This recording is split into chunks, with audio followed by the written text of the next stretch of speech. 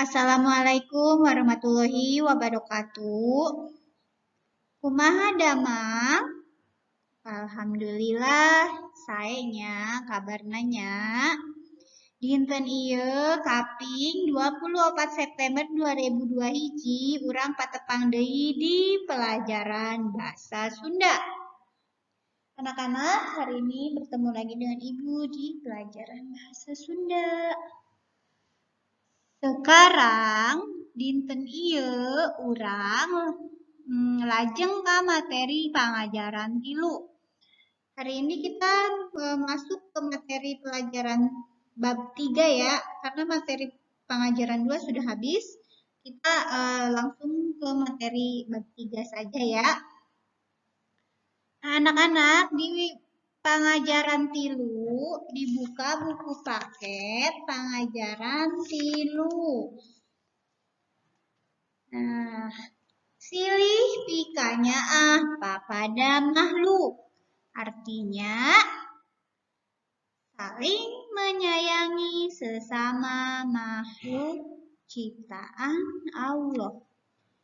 Sata acan pelajaran di ngawitan, hayu urang sasarengan baca doa heula. Baca doa di dalam hati masing-masing, di rumah masing-masing. Berdoa dimulai.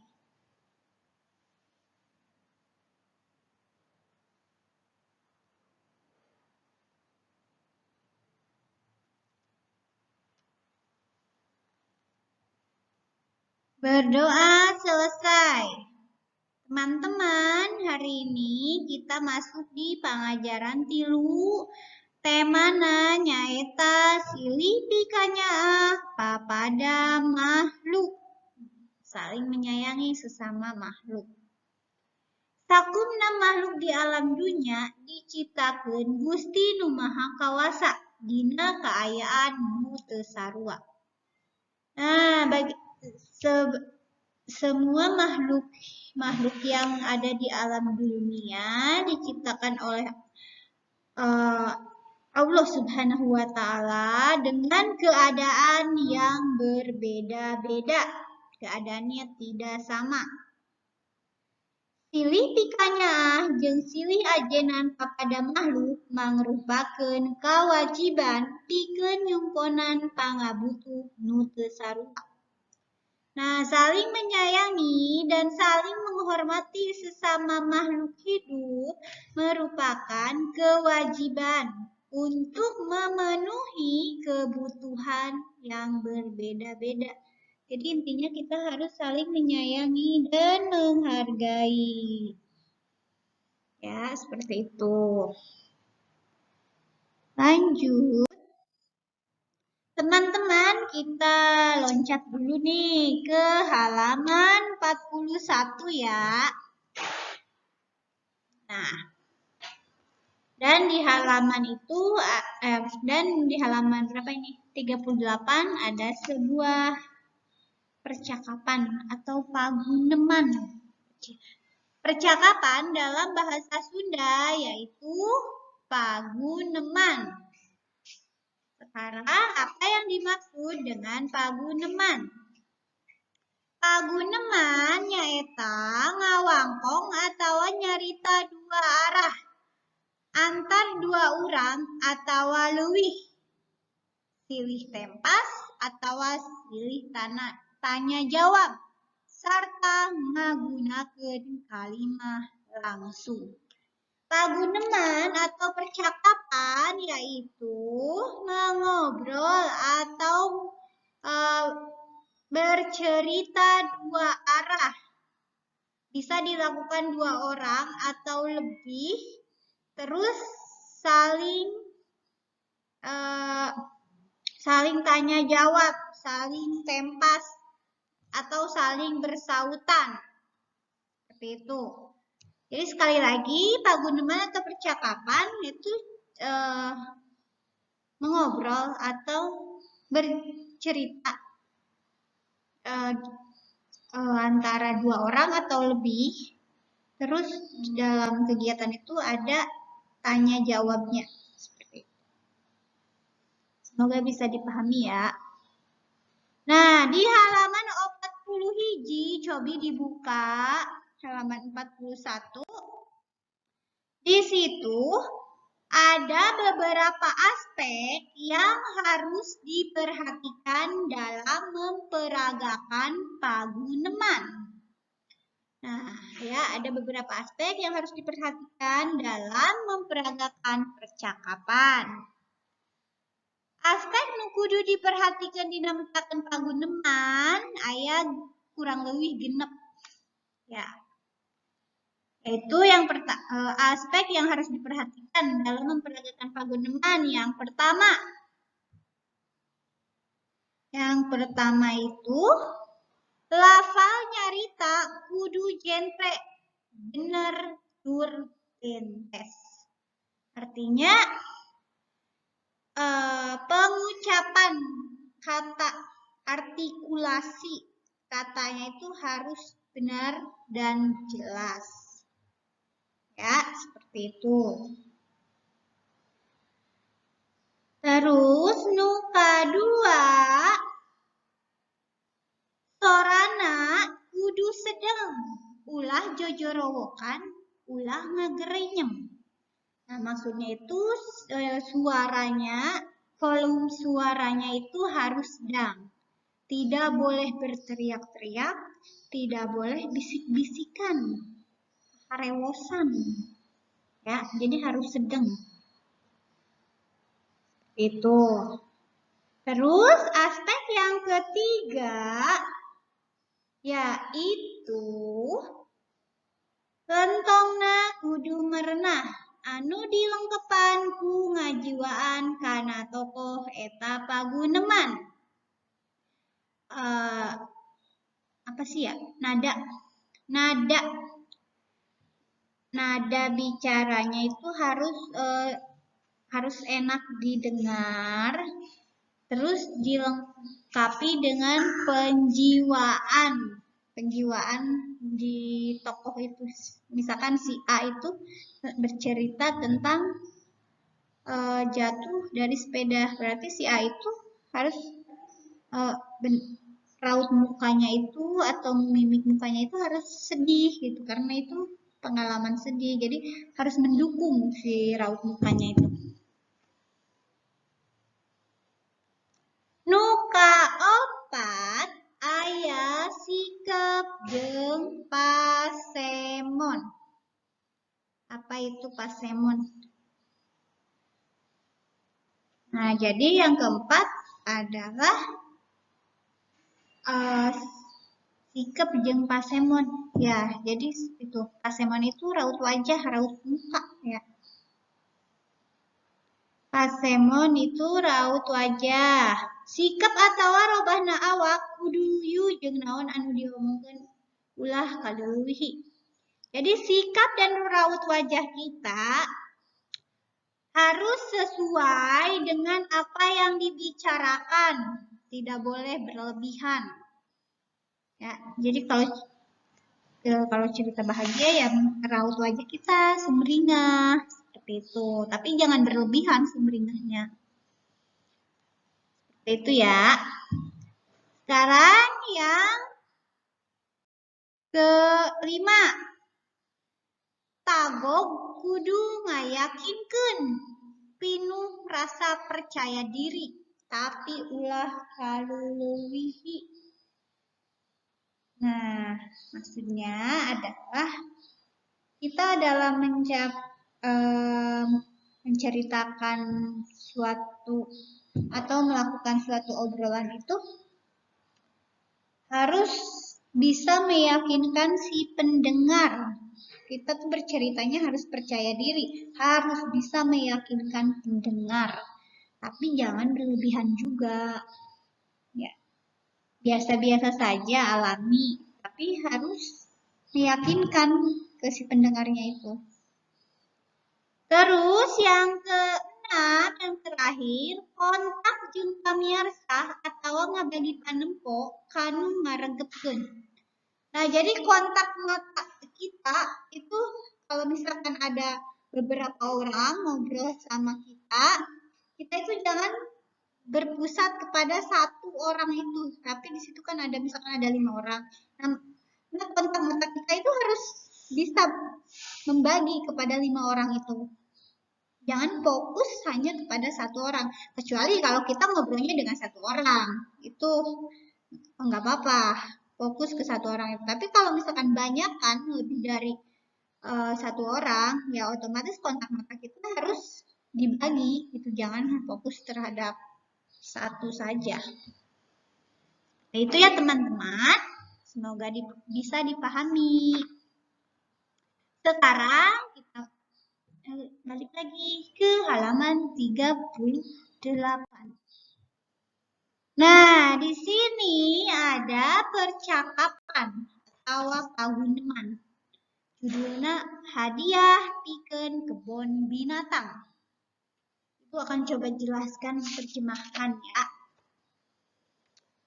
Hadiah untuk kebun binatang.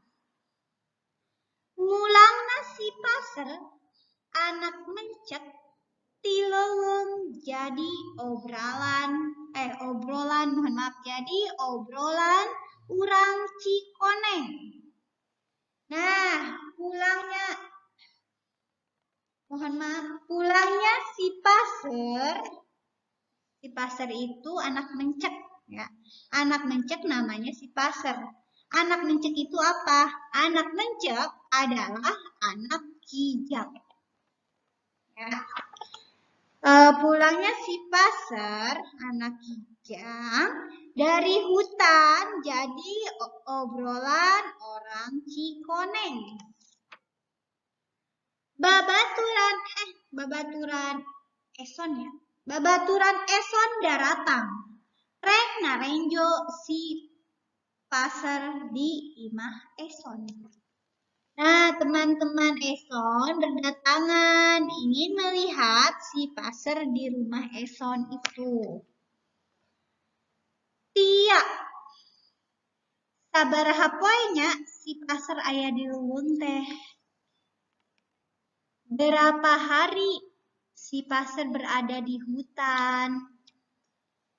Eson, hampir 2 minggu.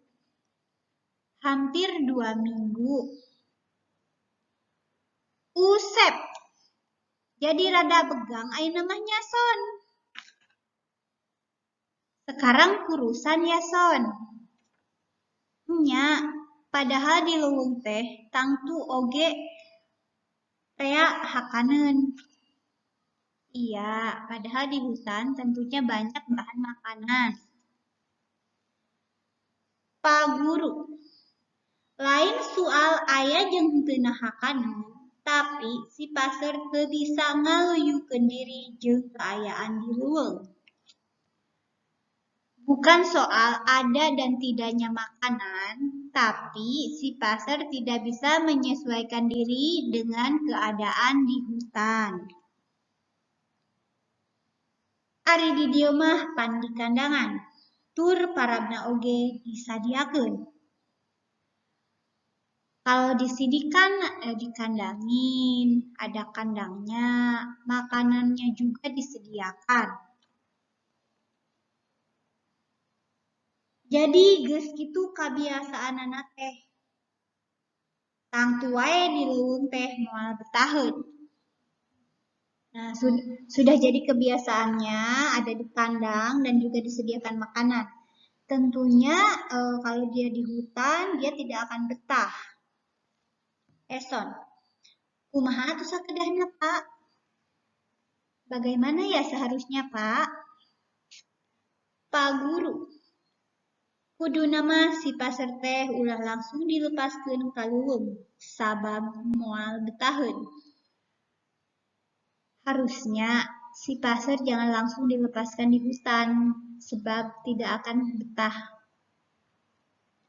Alus nama saeutik-saeutik diwanohkeun heula jeung lingkungan nu anyar. Baiknya sedikit-sedikit kita kenalkan dulu dengan lingkungan yang baru. Ahid. Ayeuna rek kumaha atuh son? Sekarang mau bagaimana son? Eson, teuing atuh, masih kene bingung. Belum tahu, masih bingung. Ari rek terus dipiara di dieu, apanan jelas teu meunang, sabab ieu sato disangkaeun ku undang-undang. Terus dipelihara di sini, katanya kan tidak boleh, sebab hewan ini dilindungi oleh undang-undang. Ari rek dilepaskeun deui ka leuweung, geuning ayeuna kalah balik deui. Apabila nantinya dilepaskan di hutan, malah dia balik lagi ke sini. Pak Guru, ari ceuk Bapa mah si pasar teh mending di kebun binatang keut. Kalau menurut Bapak, si pasar baiknya dikasih ke kebun binatang. Eson, terus kumaha Pak? Nantinya bagaimana Pak? Pak Guru, nya bakal dipiara di ditu. Iya, akan dipelihara di sana. Eta tangtu leuwih hadebatan si pasar dikukut di dieu. Itu akan lebih baik daripada dipelihara di sini. Di kebun binatang teh tangtu bakal aya baturna. Nah, di kebun binatang tentu akan ada teman-teman si pasar yang lainnya. Salian ti eta, urang geus nyumbang pikeun kepentingan umum. Selain itu, kita sudah menyumbang untuk kepentingan umum. Usep, nya mending keneh kitu son. Lamun ayeuna di kebun binatang mah, pan urang babari rek ngalongok si pasar teh. Iya, lebih baik begitu son. Kata Usep. Kalau di kebun binatang, kita gampang melihat dan menengok si pasar. Pak Guru, kumaha son? Geus kapikir acan? Bagaimana son? Sudah dipikirkan? Son, tumuhun, saya kitu wae Pak. Iya sudah Pak, baiknya begitu saja Pak. Si pasar teh urang pasihkeun wae ka kebun binatang. Si pasar kita berikan ke kebun binatang. Pak Guru, nya alus pisan ari kitu. Iya, bagus kalau begitu. Tia, irahannya Pak, sayana diantarkan ke kebun binatangna. Kapan ya Pak diantarkan ke kebun binatangnya? Pak Guru, engke wae lamun eson geus bener-bener cager. Ulah gurung busuh. Sabab samemehna urang kudu mere nyaho heula ka pangurus kebun binatang. Yen urang rek masrahkeun si pasar. Nanti saja kalau eson udah benar-benar sembuh. Jangan buru-buru. Karena sebelumnya kita harus memberitahu dulu ke pengurus kebun binatang bahwa kita mau menyerahkan si pasar. Usep. Urang antarkeun wae atuh Pak. Kita antarkan saja Pak. Pak Guru. Alus nama kitu. Ti dieuna urang ngabring bari sakalian piknik ka kebun binatang. Bagusnya begitu. Dari sini kita sama-sama berangkat sekalian piknik ke kebun binatang. Nah, teman-teman, itu sekilas tentang percakapan hadiah pikeun kebun binatang. Nah, percakapan ini ada berapa orang? Ada 5 orang ya kurang lebih. Yaitu ada Tia, ada Eson, ada Usep, ada Ahid, dan ada Pak Guru. Jadi obrolan ini atau pagudeman ini berceritakan tentang anak kijang yang akan diberikan ke kebun binatang, yang akan diserahkan di kebun binatang. Karena kalau dipelihara sama Eson itu katanya tidak boleh. Kenapa tidak boleh? Karena hewan ini atau si kijang ini dilindungi oleh undang-undang. Terus juga kalau dilepaskan di hutan, takutnya dia nggak betah si passer itu dan balik lagi ke si Eson. Jadi baiknya menurut keputusan mereka si passer akan diberikan atau diserahkan ke kebun binatang. Itu ya Nas, secara garis besarnya. Nah, ini Ibu tampilkan terjemahannya. Jadi kalian baca kembali percakapan di buku paket ya. Baca kembali percakapan yang di buku paket. Terus di sini Ibu tampilkan terjemahannya. Kalian bisa ya baca juga terjemahannya supaya bisa memudahkan kalian untuk memahami isi percakapannya. Dibaca lagi. Itu. Ini Ibu udah tampilkan lagi. Nah, itu ya. Dan untuk hari ini materinya tentang maca dan metakun paguneman. Itu saja yang bisa Ibu sampaikan.